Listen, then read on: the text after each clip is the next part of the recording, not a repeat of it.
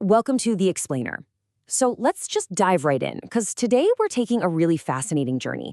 We're going to track how what seems like a super simple survival story, someone washing up on a beach, actually evolved into literally one of the most profound mirrors for human civilization we've ever created. Oh, and fun fact to kick things off, this whole cultural blueprint, it was originally inspired by a real-life pirate named Alexander Selkirk, who actually asked to be marooned. Crazy, right? Now, I want you to imagine this scenario for a second. You wake up, there's no society, no rules, absolutely no rescue coming. It's just you and the elements. So what happens when a human being is completely cut off from civilization? It really taps into a primal fear, doesn't it? When all the noise of the modern world is just stripped away and only survival and the self remains? This exact question sits right at the heart of one of the most powerful storytelling traditions in human history. So there's actually an academic term for this genre. It's called the Robinsonade. Basically, these are survival narratives that center on a lone individual or maybe a really small group stranded in total isolation. And the kicker is they can't just sit around and wait for help. They have to rebuild society, identity, and meaning totally from scratch. The name itself actually comes from Daniel Defoe's 1719 novel, Robinson Crusoe. And that book, it didn't just become a massive bestseller back in the 18th century, it basically created the ultimate cultural blueprint for exploring human resilience. Okay, let's jump into our first section, the original survival blueprint, focusing on Daniel Defoe's 1719 classic. So, what actually makes a true Robinsonade? Well, you start with total isolation from society, but survival isn't just handed to the protagonist, right? It's earned through sheer ingenuity and adaptation. And they don't just scrape by, they construct a literal micro-civilization. They build shelter, they create routines, and throughout this whole ordeal, nature acts as both this brutal, terrifying enemy and a providing ally. Ultimately, this leads to a massive psychological transformation. The protagonist has to create order out of utter chaos, and in doing so, they change completely. But if we look beneath the surface of Defoe's original story, Robinson Crusoe wasn't just some fun adventure book. It was a pure reflection of Enlightenment-era ideals. First off, you've got individualism, this idea that a self-reliant human can totally shape their own destiny. Then it comes the colonial mindset. Crusoe doesn't just, live on the island. He actively claims it. He organizes it. He tries to dominate it. Next is economic rationalism. He literally views nature as a resource to just be exploited and turned into personal property. And finally, religious reflection, where his physical survival doubles as his spiritual redemption. So that original blueprint, it was all about controlling nature and civilizing the wild. Moving on to Section 2, Literary Evolution and Rebellion, or how we started twisting that blueprint. As the centuries rolled on, authors actually started to heavily rebel against Crusoe's super optimistic, controlling narrative. Look at the 18th and 19th centuries. The focus pretty much stayed on order, rational control, and heroic survival. But then, the 20th century hit, and everything changed. After the massive trauma of 2 world wars, these stories gained deep psychological depth and started to really critique civilization itself. And today, in the 21st century, the focus has shifted yet again. Now we're looking at existential isolation and emotional survival rather than just purely physical endurance. Let's look at 2 incredibly famous examples side by side to really highlight this massive shift. First up, from 1812, we have the Swiss family Robinson. Here, survival is cooperative. Honestly, it's almost like this pleasant treehouse vacation, where nature is just a nice backdrop for moral education and optimistic domestic harmony. But fast forward to 1954 with William Golding's Lord of the Flies.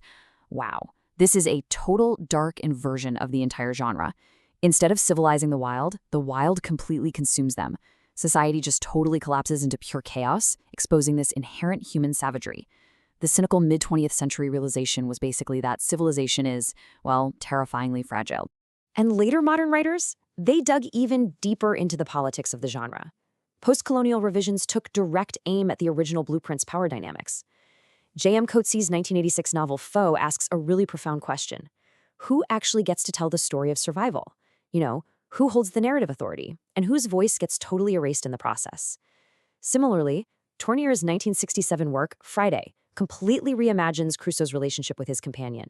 In this version, the so-called savage actually becomes the master of the island, actively flipping Defoe's script and totally reversing those old colonial hierarchies.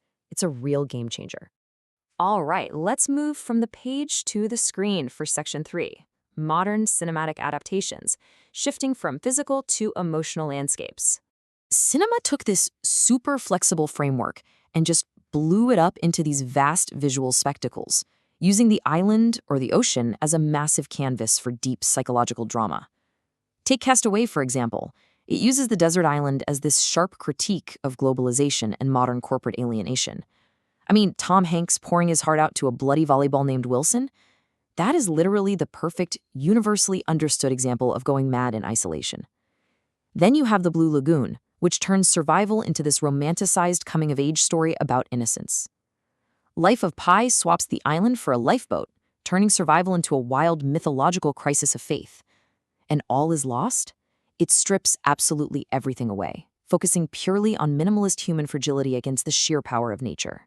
But the really crucial point we see in these modern cinematic adaptations, especially in films like All Is Lost, is that the focus shifts super heavily away from physical survival.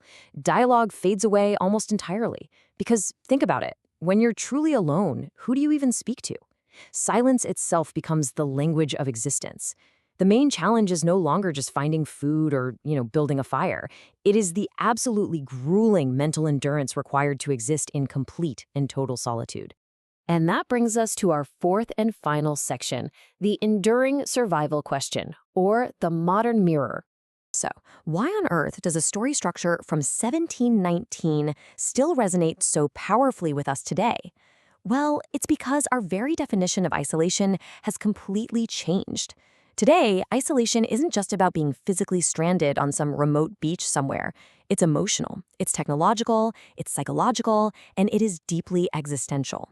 In a world of hyper-digital connection, where we are literally surrounded by screens and networks all day, it's that creeping feeling of doom scrolling on your phone in a crowded room.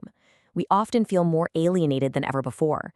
The deserted island is now the ultimate metaphor for the alienation of our modern life.